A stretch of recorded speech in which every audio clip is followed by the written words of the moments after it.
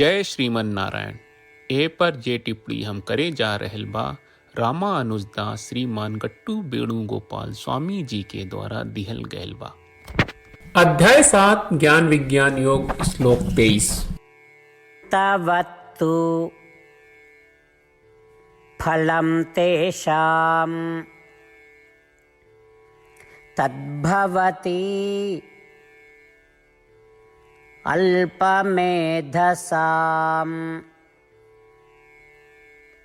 देवान् देवयजो यान्ति मद्भक्ता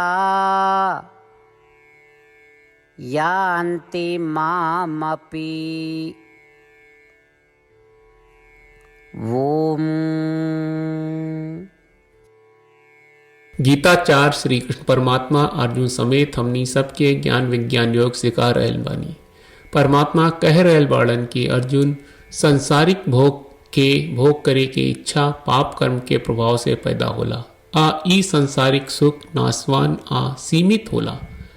ऐसे नासवान सीमित सुख के भोग करे के इच्छा राखे वाला के अल्प बुद्धि वाला कहल जाला। ई छोट मन के लोग आपन तुच्छ इच्छा के पूरा करे खातिर ऐसन देवता के पूजा करेला जिनका लगे अनुभव करे खातिर खाली नासवान सीमित सुख होला। तब का होला?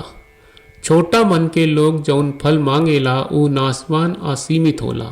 देवता लोग जौन फल देवे के चाहत बा ऊ नासवान सीमित होला। नतीजा ई होला कि ये छोट सोच वाला लोग के खाली नासवान सीमित फल मिलेला। ऊ लोग के खाली ऐसन देवता मिलेला जे खाली नासवान असीमित फल के अनुभव करेले जे नासवान असीमित फल ही दे सकेले।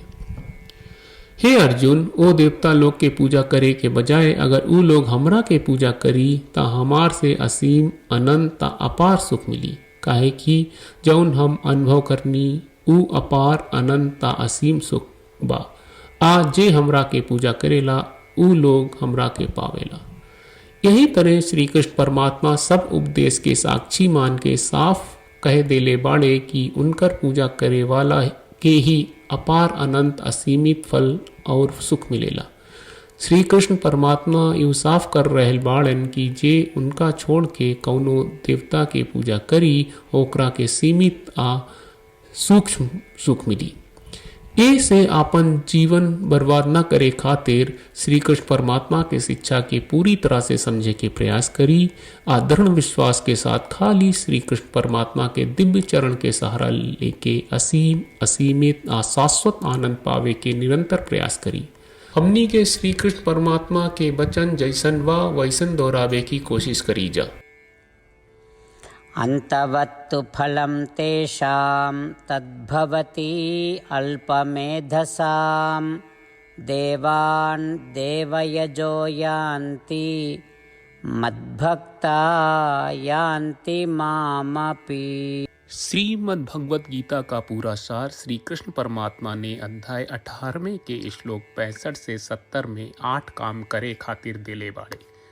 श्री कृष्ण कहले हम ओ लोगन से प्रेम करनी जो लोग इन 8 बातन के मान तारे। हम ओ भक्तन के हर तरह से रक्षा करब। श्री कृष्ण परमात्मा के द्वारा बोलल गईल संपूर्ण भगवत गीता सुनला के बाद अर्जुन कहले करिष्ये वचनम त्वा, जेके मतलब बा कृष्ण मैं उही करब जौन आप कही। यही कारण बा श्री कृष्ण अर्जुन के हर तरह के सफलता विजय प्रदान करेले। आई परमात्मा के आपन व्रत देई कि हमनी के ये 8 गौ कर्म के पालन करी जा। ई वचन परमात्मा के देवे से बड़न कौनो पूजा तपस्या यज्ञ नहीं। हम 8 प्रण कहब जौन हमनी के करे के चाहिए। आप सब कृपया इन्हन के आपन दिमाग और दिल में सोची। श्री कृष्ण के आपन वचन देवे के ई तरीका में हमनी सबकी कल्पना करे के चाहिए कि श्री कृष्ण का चेहरा खुशी से चमकत बा और खुशी के एहसास करत बा। जय श्रीमन नारायण। यहाँ हमनी के 8 वादा बा। हमनी के पहला वादा, हे श्रीमन नारायण, आपका निर्देश के मुताबिक हम हमेशा तोहार ध्यान करब और तोहार बारे में सोचब। हमनी के दूसर वादा, हे श्रीमन नारायण, आपका सलाह का अनुसार हम हमेशा आपका भक्त रहब। हमनी के तीसर वादा, हे श्रीमन नारायण, हम आपन सब काम तोहरा सेवा के रूप में और तोहरा संतुष्टि खातिर करब। हमनी के चौथा वादा। हे श्रीमन नारायण, जैस की आप माने के कहले रहलू, हमरा बहुत विश्वास बा कि हम आपके होई और हम हमेशा आपन दोनों हाथ जोड़ के आपके नमस्कार करब और आपकी पूजा करब। हमनी के पांचवा वादा। हे श्रीमन नारायण, हमरा के तोरा बात माम एकम शरणम ब्रज 1866 याद कहले, जहाँ आप हमरा के आपन का अर्पित करे का कहा। श्रीमन नारायण, मैं हमेशा तोहरे शरण में रहब। हमनी के छठवां वादा। हे श्रीमन नारायण, हमरा के तोहरा बात माँ सुचहा 1866 याद कहले कि आप हमनी के शोक ना करे का आश्वासन दे रहे बड़े, हम अब और शोक ना करब।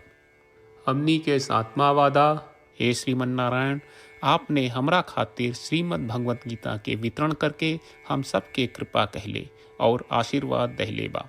हम वादा करत बानी कि रोजाना कम से कम एक श्लोक पढ़ब या सुनब। हमनी के आठवां वादा। हे श्रीमन नारायण, आप गीता के पूरा मानवता तक ले गयलू। हम गीता में आपके दिव्य वचन के उन भक्तन तक पहुँचावे के प्रयास करब जे गीता से अपरिचित बा। हे श्रीमन नारायण, हम उई करब जौन तू करे का कहब। हम ऐसन व्यवहार करब जैसन आप चाहत बानी और हम खाली आपका खातिर काम करब। श्रीमन नारायण के रोज आपन वचन देहल कि हम ओइस करब जैस आप कहत बानी, ई अपने आप में बड़न पूजा बा। श्रीमन नारायण, करशे वचनम त्वा। श्रीमन नारायण, हम तोरे निर्देश के मुताबिक काम करब। सर्वम श्री कृष्ण अर्पणम अस्तु। जय श्रीमन नारायण। तवत्तु फलं तेषां तद्भवति अल्पमेधसाम्